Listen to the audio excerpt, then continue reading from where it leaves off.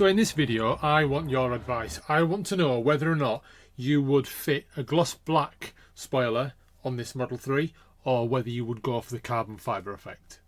The performance models actually come with a spoiler, but they suffer quite badly from lacquer peel, which is why when I went to collect my car, that spoiler had been completely taken off. So I went on eBay and I actually bought two because I was undecided as to which one I should go for. So this was the first one. This is the gloss black finish model, so a little bit different to the standard carbon fibre effect. It wasn't too expensive. I think it costs about £45. Comes with some adhesive tape which you need to stick on the underside, and as you can see, the glossy finish is not too bad. It's not perfect, but it's not too bad.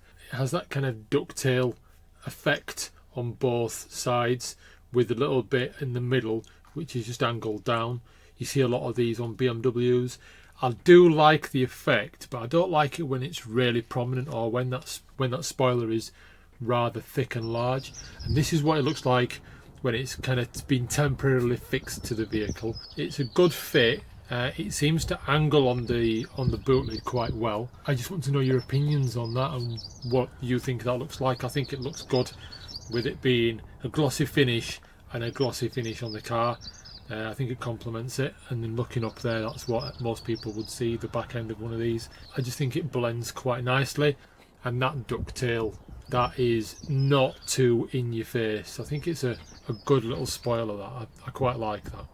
And so this one here is actually the alternative. This one has a matte finish carbon fibre effect, and this was actually the spoiler that I bought first, but I wasn't 100% sure on the matte finish and how well it would contrast against the gloss of the car. It is a very, very consistent pattern. There's no blemishes in there.